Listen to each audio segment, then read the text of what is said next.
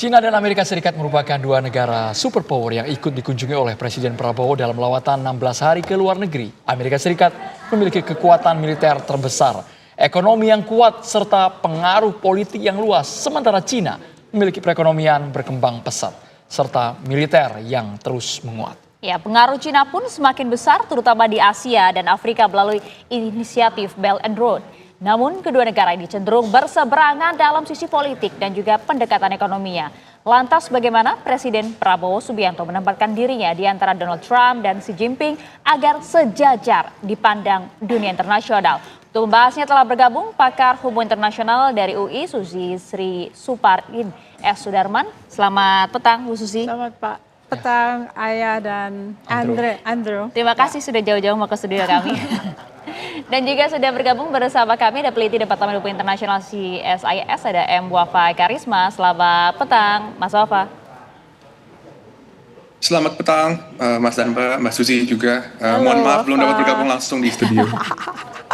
Siap, terima kasih banyak Mas Wafa. Saya langsung mau ke Bu Susi terlebih dulu. Ibu melihat lawatan dari Presiden Prabowo di awal kepemimpinannya ke Cina dan juga Amerika. Tapi kita tahu betul kunjungan pertama ini adalah ke Cina. Anda melihatnya ini sebagai pesan apa? Pesan saya adalah jangan lupa sejarah. Dulu kita konferensi Asia Afrika, kita yang mengundang Cina. Tapi Cina belum jadi sebesar ini. Sekarang kita diundang Cina tapi harus menyerahkan ini dan itu, ya kan? Jadi sebetulnya apakah kita lupa sejarah atau sebetulnya kita sudah menyerahkan saja negeri ini kepada kondisi adidaya yang sedang bertarung lalu memilah dan memilih sesuai dengan emosi suatu saat. Menyerahkan ini dan itu tadi maksudnya apa Bu Susi? Saya melihat bahwa hal-hal yang sebetulnya masih kontroversial di-share, malah mengatakan bahwa akan dibangun bersama, yaitu wilayah-wilayah yang overlapping. Natuna tuh overlapping. Jadi apakah ini satu tindakan yang bijak?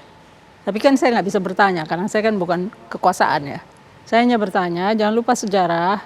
Sejarah kita adalah inisiator dari kumpulan negara-negara terkebelakang untuk merdeka. Tapi situasi berbeda karena kita jauh ditinggal oleh kemajuan Cina dan kekayaan Cina. Sehingga kita jangan sampai menyerahkan kedaulatan untuk hal-hal yang dibutuhkan, yaitu uang.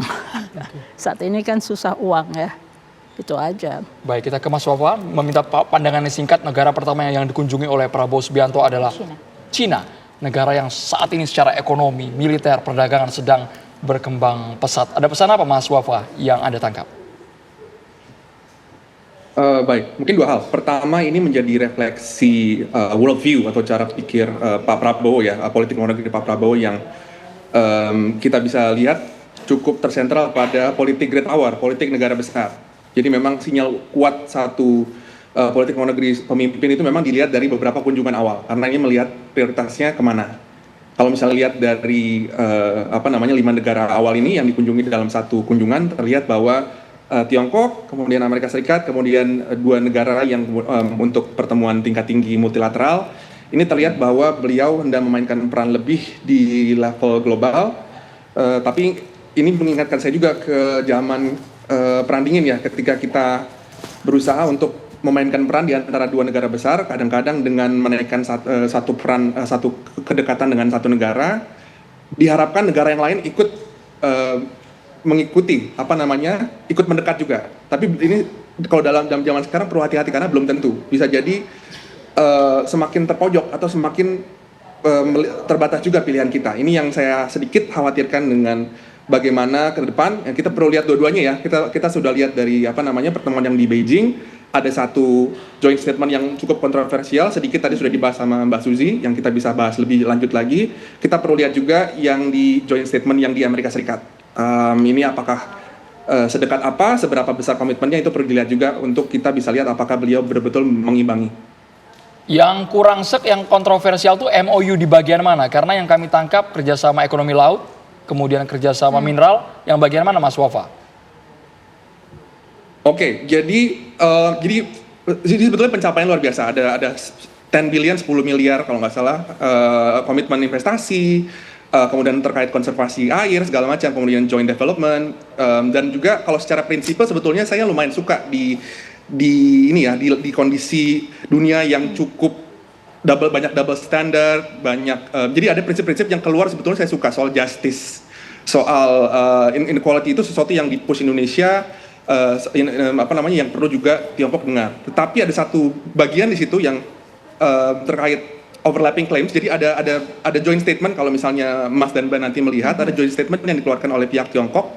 Judulnya itu, sebentar saya cek, judulnya Joint Statement on Promoting Comprehensive Strategic Partnership and Building a China-Indonesia Community with a Shared Future.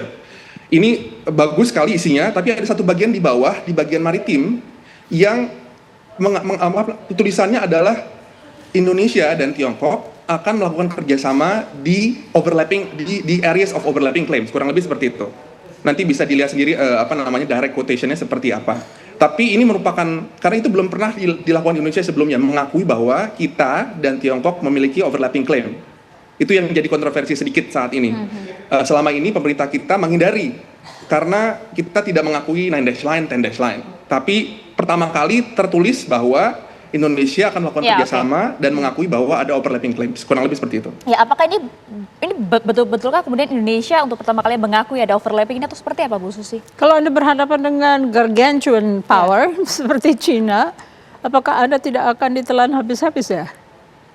Maksudnya prioritas oleh mereka kan kita tidak bisa menampik ya, karena kita dalam posisi lebih lemah. Jadi sebetulnya itu yang agak kurang disuarakan, karena memang sejarah sudah dilupakan oleh publik Indonesia.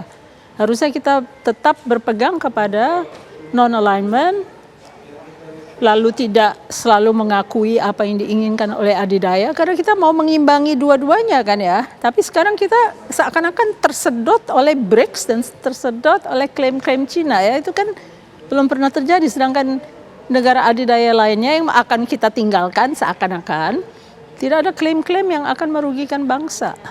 Tapi di satu sisi Bu Susi, saat ini masyarakat sangat berharap besar dengan gaya kepemimpinan Prabowo yang tegas, yang ingin Indonesia berdikari, Bu, tidak ketergantungan dengan negara adidaya sekalipun.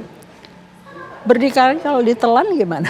Bisa berdikari nggak? Kalau berdikari kan benar-benar melakukan segala macam sendiri, tapi kita kan nggak punya uang untuk itu. Jadi dalam kondisi tidak ada investasi, lalu kita harus memikirkan masa depan dengan utang yang cukup besar, lalu apa yang dilakukan akhirnya kita juga dibaca oleh orang lain. Kalau dibaca orang lain kan mengandung kelemahan ya, karena kita akan secara transparan ditimbang oleh mereka. Kalau mereka menyodok dengan hal-hal yang sebetulnya tidak menguntungkan Indonesia, kan kita tidak punya defense posture ya untuk mengatasi hal ini.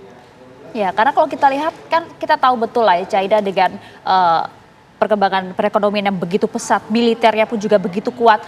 Apa yang kemudian harus dilakukan oleh pemerintah kita Indonesia melihat hal ini? Di tengah tadi kata Ibu, jangan kemudian kita harus ingat sejarah juga ya. Kalau saya menimbang domestik, international economics atau international war itu tergantung pada domestic coalition and regime type. Domestic coalitionnya bisa kita himpun menjadi sebuah bagian yang landasan yang kuat untuk politik luar negeri atau tidak. Kalau misalnya di dalam negeri timbul ketidakadilan, tentunya domestic coalitionnya itu saling jotos, nanti enggak. Nah, kalau dalam hal pertarungan di dalam negeri, orang asing tuh punya mata, mereka punya intel, mereka punya alat untuk masuk ke dalam sistem domestik kita, karena kita telah melakukan kurang hati-hati dalam mendidik bangsa itu menjadi bangsa yang berkualitas pendidikannya. Tapi kan Indonesia sangat membutuhkan keran kerjasama ekonomi investasi besar-besaran, Bu, yang kami juga berharap saling menguntungkan, bukan hanya Cinanya yang cuan besar, Indonesia yang boncos, Bu. Nah, sekarang saya tanya, kenapa Vietnam nggak melakukan hal yang sama? Kenapa Vietnam bisa mandiri dan berdiri sendiri dan menarik semua yang menguntungkan untuk dia dalam hal mengembangkan dirinya? Kita kalah jauh. Juga di dalam negerinya tidak benar-benar ditinjau intel-intel mereka itu sudah sampai di mana. Dan kepemilikan itu juga menjadi hambatan. Misalnya kita tidak bisa berdagang dengan Amerika karena kita termasuk dalam foreign entities of concern. Orang yang dicurigai karena memiliki perusahaan-perusahaan Cina yang memiliki saham lebih dari 25%. Karena itu balance of power atau bebas aktifnya di mana? Karena sebenarnya kita dihambat oleh mereka yang lain, kita membolehkan yang ini. Jadi sebenarnya yang ini tidak ada lawannya dari yang itu gitu loh kayak. Jadi kita harus benar-benar berhati-hati. Kalau bisa jawabannya adalah menyebarkan pengetahuan tentang sejarah kepada seluruh publik agar bisa waspada. Karena kewaspadaan itu berkurang karena semua berkebutuhan bansos gitu ya. Jadi mereka dikunci untuk menjadi miskin lalu dikaburkan pemandangannya terhadap hal yang paling utama, yaitu domestic coalition harus solid, harus benar-benar mendukung. Domestic coalition hanya bisa terbentuk kalau semua diperlakukan secara adil. Oke, domestic coalition harus kuat, Mas Wafa. Iya, betul. Mungkin kuncinya satu untuk menghadapi ini ya, posisi kita dengan kekuatan-kekuatan yang lebih besar. Mungkin saya tambahkan satu, memang kita butuh maju sekarang. Kalau misalnya mau melihat tagline Indonesia Emas, pertumbuhan 8%, 10%, kebutuhan untuk, kemudian juga pengentasan kemiskinan, kebutuhan untuk maju itu memang ada. Dan memang perlu untuk misalnya engage dengan negara yang lebih besar, Tiongkok, Amerika Serikat, juga negara-negara seperti Jepang, Korea Selatan, Australia, India juga sekarang, itu perlu. Tapi mungkin kuncinya satu, kita harus pakai standar kita sendiri. Jadi jangan menggunakan standar yang diset oleh negara terbesar lain. Itu sesuatu yang saya pikir pemerintah sekarang mau coba lakukan ya. Nah ini salah satunya mungkin kadang-kadang yang bisa dikritik di tadi itu di pertemuan di Beijing itu satu kalimat itu satu yang saya bilang mungkin bisa dibilang miss karena itu tidak menunjukkan kita punya standar kita sendiri. Di hal-hal lain kita terlihat, tapi di hal-hal itu kita terlihatnya kita tidak punya standar. Standar apa yang dimaksud? Standar hukum internasional. Karena kalau misalnya melihat terkait overlapping claim, terkait Laut Tiongkok Selatan dan teritori yang diklaim oleh China, itu garda terdepan kita, kata kuncinya hukum internasional, UNCLOS. Dan dengan melupakan itu, khawatirnya itu juga kita mensinyal siapa yang ditinggalkan. Yang ditinggalkan misalnya Filipina, negara-negara tetangga kita, negara-negara yang middle power, smaller power, yang bergantung sama hukum internasional. Jadi kita juga masih di situ sebetulnya. Kita masih bergantung juga sama hukum internasional dan standar-standar yang dimengerti bersama. Jadi ini yang perlu kehati-hatian sedikit. Baik, kita ke Bu Susi ini menegaskan kembali Bu sesuai dengan judul yang kami angkat, Prabowo di antara Trump dan juga Xi Jinping. Bukankah negara kita menganut politik bebas aktif? Meskipun Ibu tadi sudah menegaskan, tetapi kalau entitas investasi asing Cina mendominasi, Amerika akan pikir-pikir. Kan bebas aktif Bu. Jadi kita tidak memihak ke banyak negara. Bagaimana Bu mencerna itu? Maksudnya gimana tuh? Maksud kami harusnya investasi dengan Cina jalan, dengan Amerika jalan, dan Indonesia tetap bisa berdiri di tengah-tengah Bu. Tapi ada batasan-batasan, setiap negara kan berhak untuk menentukan batasan yang dibutuhkan oleh negara tersebut. Ya, kebetulan kita masuk dalam kategori entities of concern misalnya, foreign entities of concern. Apakah itu akan berubah sejak Biden turun lalu Trump menghasilkan regulasi baru? Tapi nggak jauh-jauh lah. Kalau Trump akan melihat siapa yang profitable untuk Amerika, dia akan berhubungan, yaitu Vietnam. Tapi Indonesia belum menjanjikan dan terlalu banyak beban sejarah mungkin ya, beban sejarah dalam arti kedekatan dengan kekuatan-kekuatan lain. Saya setuju dengan Wafa soal international standards. Karena international standards kita artinya solider dengan negara-negara yang mempunyai konflik kawasan. Kalau kita lalu menyerahkan sesuatu kepada Cina begitu saja, bagaimana dengan Filipina yang diambil wilayahnya, lalu tidak bisa bergerak karena akhirnya harus berhadapan dengan kapal-kapal Cina ya. Kita juga berhadapan dengan kapal Cina karena dia menabrak-nabrakan kapalnya ke Bakamla dan kepada Navy, Indonesian Navy ya. Jadi kayaknya harus hati-hatilah. Hati-hati dalam kita harus propaganda ke dalam publik Indonesia bahwa was-was ini terhadap adidaya itu harus diprioritaskan. Karena sama sekali Indonesia kayaknya kehilangan cara berpikir yang rasional ya menurut saya. Oke, kita harus waspada dengan negara-negara adidaya. Tapi kita tahu betul Bu bahwa pemerintah kita Republik Indonesia dan juga Cina telah menaikkan kerjasama Blue Economy ini. Oke deh, kalau gitu kita bisa fokus tidak? Apakah manfaat yang bisa dirasakan langsung oleh masyarakat kita dengan adanya penaikan kerjasama Blue Economy ini? Dijawabin nanti Bu Susi dan juga Mas Wafa usai jeda. Saat lagi di Kabar Petang. Ada sih tentang. Iya, meskipun kemudian kalau kita lihat memang target pertumbuhan ekonomi dari pemerintah Prabowo Gibran cukup tinggi 8%. Apakah kemudian ini bukankah salah satu jalan yang memang harus ditempuh, bekerja sama dengan negara-negara besar, negara-negara adidaya untuk kemudian mendatangkan investor yang besar meskipun juga kita ibaratnya masuk ke dalam wilayah konflik gitu. Oke, saya agak diverge dari itu ya, dalam artian katanya morality spells out your market. If you're immoral, your market will be immoral. If you have an immoral market, bisa nggak jadi growth? Itu aja. Immorality ini udah meluas. Semua nyolong, predasi, dan ini dan itu. Kalau morality itu tidak disurutkan, marketnya nggak bisa berkembang. Emang bisa? Emang bisa murid-murid saya lulusan UI mencari entrepreneurship secara open, accountable, dan good governance dari pemerintah? Supaya bisa mereka mengambil, oh porsi ini untuk saya, jangan dikasih ke Cina, kasih ke saya. Bisa nggak? Nah itu immorality menurut saya. Meskipun sekarang di internal sedang bersih-bersih habis-habisan Bu, agar akuntabel, transparan, sehingga investor yang melirik Indonesia akan trust. Ini kan baru awal pemerintahan ini. Yang diberikan proyek strategis nasional gimana tuh? Ya, bisa nggak penguasa bisa menilik mereka?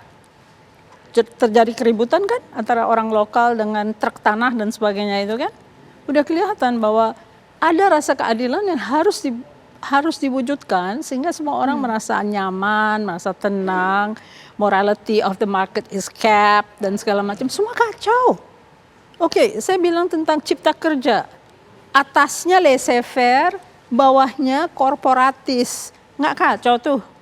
Nah itu kan yang sedang ingin dibereskan oleh pemerintah Prabowo Gibran ini. Kalau kita lihat baru awal pemerintahan, beberapa kemudian bersih-bersih di kementerian kita sudah lihat menterinya hasilnya. sama yang sebelumnya. Makanya digembleng kemarin Budi Akmil. Kita mulai dari sejarah aja lah. Kalau sejarah menjadi pelajaran yang benar, tapi sejarah di jurusan UI sudah direbut oleh partai politik. Jadi ketua jurusannya akan menghindarkan diskursus nasional. Jadi kita mempunyai kendala-kendala yang immoral gitu di dalam bangsa kita. Harusnya kita menyebarkan pengetahuan yang netral tentang sejarah bangsa dan mengingat kembali jasa-jasa pembangun bangsa untuk menegakkan kemandirian. Tiba-tiba semua kelelap habis hanya karena uang. Baik. Kita coba ke Mas Wafa, karena Indonesia ingin mandiri, kami juga meminjam bahasa sejumlah pengamat bahwa Indonesia jangan sampai mengemis dengan negara adidaya, Mas Wafa. Kita tahu banyak proyek raksasa investasi dari Cina berjalan di Indonesia. Agar ini berkesinambungan tapi juga mutualisme saling menguntungkan, gimana Mas Wafa? Iya, mungkin ini sebetulnya yang Mas dan Mbak bilang tadi, momentum yang tepat. Karena pemerintahan baru, mungkin Pak Prabowo punya preferensi yang berbeda yang bisa positif terkait hal ini, dan juga karena beliau kan merupakan sejak udah lama ya, karena kalau misalnya Pak Jokowi fokus dengan agenda domestik, karena background beliau mungkin Pak Prabowo ya presiden pertama yang foreign policy presiden yang memiliki pemahaman geopolitik dan politik luar negeri yang dari sananya. Nah ini mungkin satu modalitas juga untuk beliau.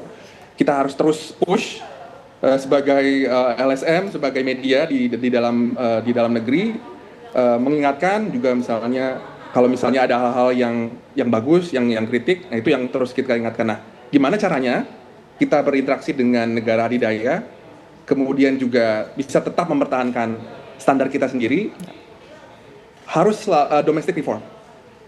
Domestic reform secara standar yang tadi saya bilang, misalnya standar ketenagakerjaan, standar hijau, standar bagaimana investasi itu masuk, itu tetap perlu betul-betul diperhatikan di dalam negeri, sehingga kita terlihat politik bebas aktifnya terlihat bahwa betul independen, bahwa tidak akan terbatasi pilihan kita. Itu masalahnya kan, ketika kita memahami bebas aktif sebagai bebas dengan siapa saja, tapi perlu ingat juga bahwa bebas aktif di masa lalu itu juga berbentuk menyeimbangkan satu sama lain. Jadi ketika ada satu negara yang mendekat, kita harus menyeimbangkan dengan mendekati negara lain juga. Keseimbangan itu perlu. Jangan sampai misalnya kita ada di masa di mana yang mau masuk ke kita cuma 1-2 negara doang. Itu yang mematikan bebas aktif. Atau misalnya masa di mana kita tidak bisa bicara tegas dengan negara adidaya. Itu menghilangkan kualitas bebas aktif. Artinya apakah kemudian Kita yang sudah dilakukan tegas. oleh Presiden Prabowo saat ini sudah on the track begitu Mas Wafa? Sejauh ini kalau misalnya di awal ya, ini karena masih awal banget ya, belum ada tentunya karena beliau masih merasa-rasa ya, masih membangun hubungan dengan Presiden Xi Jinping, mungkin nanti besok akan ketemu Presiden Biden dan kemudian akan Presiden Trump. Itu dinamikanya belum terlihat kalau misalnya mau fair secara timeline yang seperti Mbak dan Mas tadi bilang ya, bahwa masih satu bulan beliau memimpin. Jadi perlu dilihat lagi dinamikanya. Ke depan yang nanti pertanyaannya akan terlihat adalah ketika ada krisis, ketika ada tensi, ketika ada masalah. Kalau misalnya Amerika Serikat misalnya ketika urusan Gaza atau ketika urusan perdagangan, sama Tiongkok misalnya ketika urusan Laut Tiongkok Selatan, ketika urusan investasi, kita bisa tegas dan kita tidak terhalang ketegasannya karena kedekatan kita. Jadi kalau misalnya kita sedekat itu sampai kita menutup mulut diri sendiri, itu yang agak bahaya. Gitu dia. Baik Mas Wafa, kita ke Bu Susi. Kalau urusan kemitraan dengan Trump, Bu Susi. Catatan Anda Bu? Dari wajah kayak langsung ekspresi Bu Susi. Pertama dia nggak peduli dengan Indo-Pasifik. Pertama dia adalah seorang konglomerat yang hanya mementingkan profit. Dia berteman dengan Haritanu mungkin dengan hubungan bisnis dengan Haritanu, tapi selebihnya dia kurang tertarik lah. Kita kan pernah didenda karena membuat defisit. Ceritanya membuat defisit dana APBN Amerika Serikat. Jadi jangan harap terlalu banyak. Kalau kita Vietnam, dia akan dengan sendirinya datang. Jadi different point. pesan Ibu untuk kepemimpinan Prabowo Subianto, Kabinet Merah Putih yang akan melakukan lawatan selama 16 hari, Bu. Masih Biden sekarang. Biden akan lengser. Nanti Prabowo akan bertemu dengan Donald Trump. Mungkin Haritanu sekarang di sana diutus khusus gitu ya oleh Prabowo, saya nggak tahu ya. Kan ada di Amerika dia sekarang menemui Donald Trump. Jadi mungkin dia adalah pemegang kunci untuk membuka hubungan yang lebih baik. Karena biasanya personal relations itu jauh lebih bermutu dibandingkan state to state relations. Heart to heart ya Bu ya. Ya. Ya, dan tentunya pemerintah kita harus jelas menentukan sikap terlebih lagi dalam situasi-situasi kritikal tadi ya Bu ya. Ya. Dan seperti Wafa katakan, ingatkan, wartawan harus mengingatkan publik Indonesia mewaspadai hubungan dengan adidaya. Apakah itu menguntungkan atau merugikan, publik harus paham. Terima kasih banyak Ibu Susi, Terima Mas kasih Wafa. Bu Susi. Terima kasih. Mas Wafa, ada pesan Mas Wafa agar negara Indonesia tidak dikekang oleh negara-negara adidaya ini, tapi tetap bisa ada nilai tawar, Mas Wafa. Iya, satu cari alternatif. Jadi kita jangan sampai melihat hanya Tiongkok sama Amerika Serikat aja. Itu yang sekarang agak kurang imbalance ya, karena Amerika Serikat begitu konsentrasi dengan dirinya sendiri, sementara Cina dengan kita betul-betul karpet merah gitu loh dengan Indonesia tuh. Hubungannya begitu kuat dengan Tiongkok, jadi kita terkesannya agak menggeser ke sana karena ya memang mereka yang sedang secara politik, secara diplomasi sangat welcome. Kalau di Amerika Serikat, ya mereka sedang sibuk diri sendiri, dan atau misalnya sekarang sibuk di Middle East lagi, sibuk dengan aliansi masing-masing. Itu yang membuat imbalance. Nah, saran saya untuk membuat lebih balance lagi, kita masih ada partner lain kok. Ada Jepang, ada Australia, ada Korea, ada ASEAN masih negara-negara Asia Tenggara. Sekarang ada India juga yang lebih rise dan bisa menawarkan banyak hal. Ini yang perlu dieksplor lebih dan perlu ditambah. Ingat bagaimana salah satu praktek bebas aktif kita itu ketika kita mendekat dengan satu negara. Ingat zaman-zaman ASEAN berkembang jadi East Asia Summit, kemudian ada Dialogue Partners. Ketika kita mendekat di satu negara, kita seimbangkan dengan mendekati negara lain. Jadi tetap pilihannya selalu seimbang. Itu yang jadi pelajaran cukup penting di dekade 2000-an, 2010-an yang perlu kita tetap pertahankan untuk sekarang ya. Kalau misalnya kita mau berhati-hati melihat politisasi hubungan saat ini, karena dunianya sangat terpolarisasi. Berdagang sama orang saja bisa dilihat sebagai satu statement politik, atau misalnya mendekat satu langkah itu rival-rivalnya semua langsung mengerenyit, langsung melihat dengan sinis. Itu yang kita perlu agak hati-hati, jangan sampai terpolitisasi. Mas Wafa, tentu kita harus berhati-hati agar kemudian tidak terpengaruh dengan politisasi ini, tapi kita tahu betul bahwa nanti Amerika di bawah kepemimpinan Donald Trump yang kita tahu betul memang merupakan seorang pengusaha, dan juga kita, Indonesia dan juga Amerika memiliki sikap yang berbeda kalau kita berbicara mengenai soal Israel dan juga Palestina. Bagaimana kemudian nanti pemerintah kita Indonesia, dalam hal ini Presiden Prabowo Subianto, bisa memanfaatkan hal-hal yang bisa kemudian diambil dengan memiliki nilai yang bisa kemudian diserap oleh Indonesia dengan dua tipe politik yang berbeda seperti ini? Terkait Trump ya, kalau terkait Trump, dengan macam-macam kehebohan yang beliau tunjukkan, ada satu hal yang mungkin bisa positif buat kita. Sebenarnya nggak positif banget sih, tapi beliau lebih, mungkin bahasa halusnya lebih pengertian dengan urusan-urusan energi, transisi hijau, dengan urusan ketenagakerjaan. Itu yang jadi standar yang sangat tinggi sekali di level di masa kepemimpinan Biden, yang susah buat kita untuk keep up dengan cepat ya. Itu mungkin beliau lebih pengertian di situ. Tapi di saat lain beliau bisa juga melakukan kebijakan yang lebih impulsif, lebih reaktif kepada Indonesia, yang tadi Mbak Susi bilang kita dinilai defisit. Hubungannya antara Indonesia dengan Amerika Serikat, mereka merasa rugi, bisa jadi kita lebih dipandang lebih buruk oleh mereka. Itu yang kita harus waspadai. Mungkin Trump, saya prediksi stylenya memang suka dengan hubungan pribadi, hubungan personal. Ya mungkin itu channelnya, harus dengan hubungan-hubungan pribadi, harus dengan hubungan-hubungan personal ketimbang hubungan birokratis. Saya nggak tahu apakah itu bisa atau enggak, tergantung seberapa harmonis nanti pemimpin-pemimpin kedua negara. Terima kasih Mas Wafa dan juga Ibu Susi, seperti satu frekuensi tadi, butuh utusan secara personal untuk mendekati Trump. Ya, betul. Terima kasih banyak. Terima kasih banyak Bu Susi, terima kasih juga Mas Wafa.